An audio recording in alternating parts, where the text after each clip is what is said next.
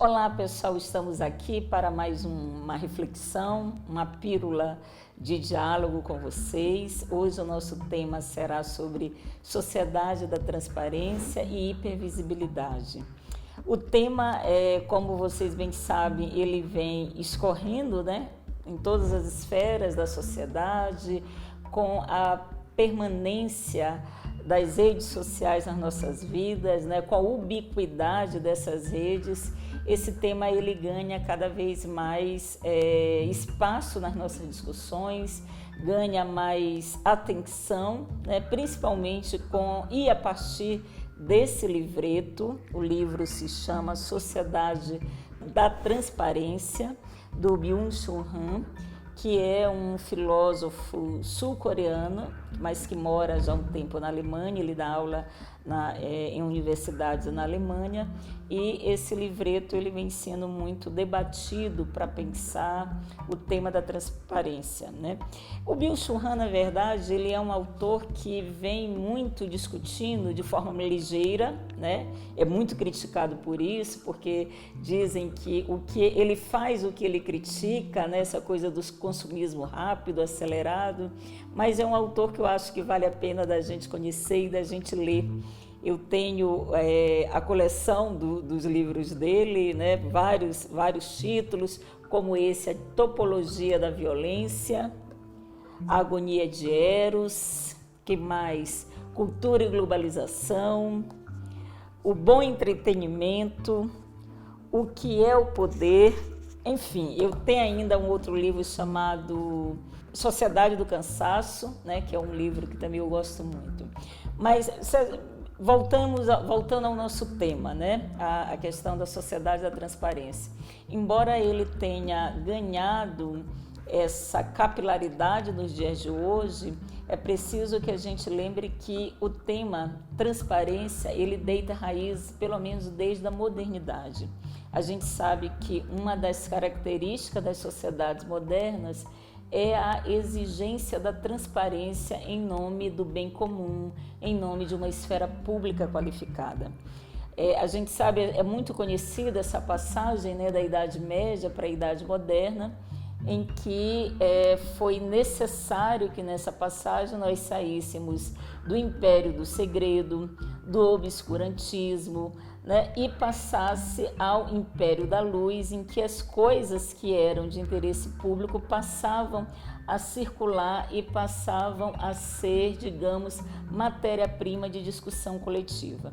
Então, se a gente pensar a transparência no seu sentido moderno, ela tem relação com a construção coletiva, conhecimentos de informações, e também do que se chama de esfera pública, como bem disse o bom e velho Habermas.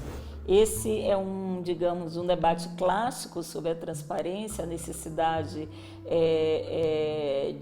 das coisas, das informações circularem, mas ela ganha hoje um novo sentido. A transparência, ela passa, eu diria, que ela deixa de ser um valor inegociável, um valor até supremo, das sociedades democráticas, das sociedades consideradas evoluídas, e passa hoje por críticas severas. Ela perde um pouco de um estatuto dignificante e passa a ser alvo de críticas, porque o capitalismo ele colonizou, digamos assim, a transparência.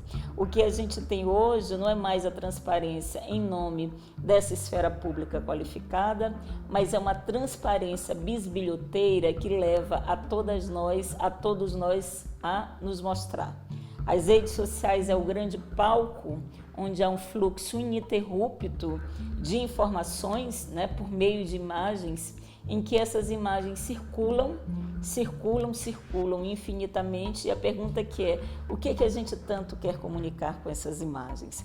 O Byung-Chul Han, ele tem, nesse livreto, ele vai dizer que a sociedade da transparência, ela se baseia numa comunicação que alcança sua velocidade máxima, onde o igual responde o igual.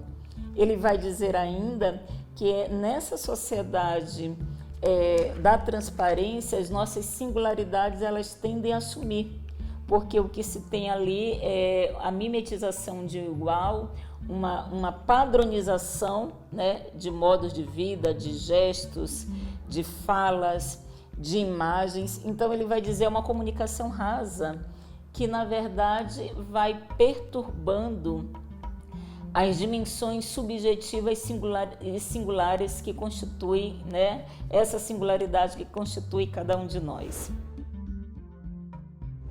E aí a gente vai ver, né, como a transparência ela vai sendo discutida a partir de vários prismas.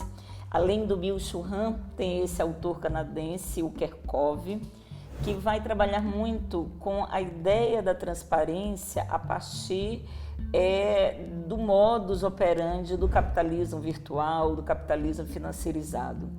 Para o Kerckhoff, o que a gente tem hoje é uma psicopolítica que faz com que todos nós entreguemos, né, nossos dados para a cultura para o Big Data, para a datocracia. Há quem diga que o que a gente tem hoje é uma datocracia, são os dados que mandam no mundo.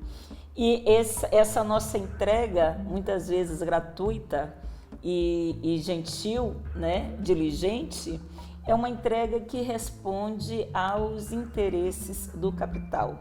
Então, Kerckhoff, ele de certa forma vai coincidir algumas discussões com o que o Byung-Chul Han vai dizer, porque para ele, de fato, nós estamos na era de uma hipervisibilidade, de uma transparência, não há opacidade. O capitalismo ele não nos quer opacos, né?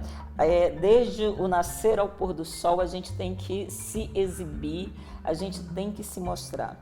Se a gente fizer a conexão dessa ideia de que, de fato, o que a gente vive hoje é um estágio do capitalismo em que as nossas informações elas valem muito, a pergunta que não quer calar é como é que a gente pode se tornar visíveis, já que já vem de longe, né? O Berkeley dizia que a visibilidade, a existência depende da visibilidade, né? O George Berkeley dizia que ser é ser visível.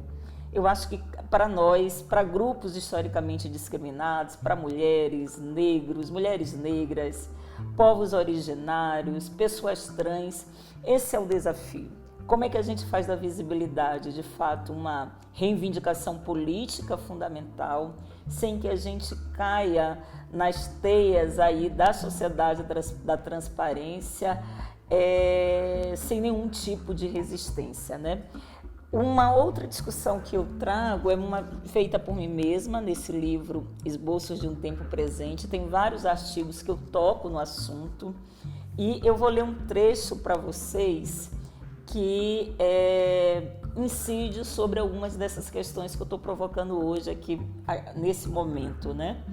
No mundo em que ser é ser percebido, como afirmou George Berkeley, o poder que a imagem nos confere, ainda que volátil, é um poder que seleciona e recorta padrões, que institui ideais culturais. Portanto, é um poder que, ao tornar visível, hierarquiza o visível e também invisibiliza.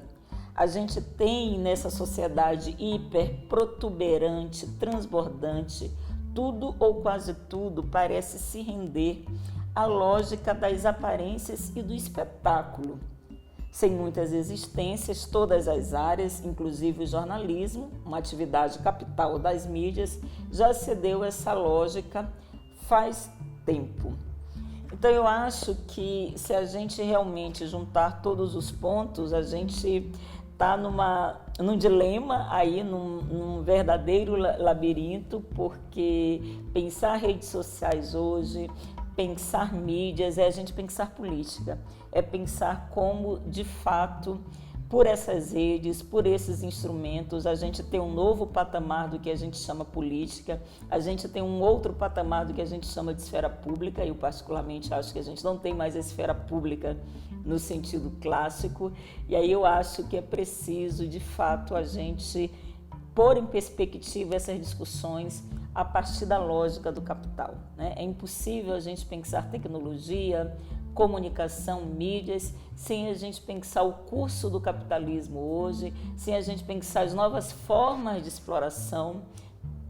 Vejamos, as grandes empresas hoje, elas não existem materialmente, né? Todas elas são tecidas no sistema nervoso digital, né? Airbnb,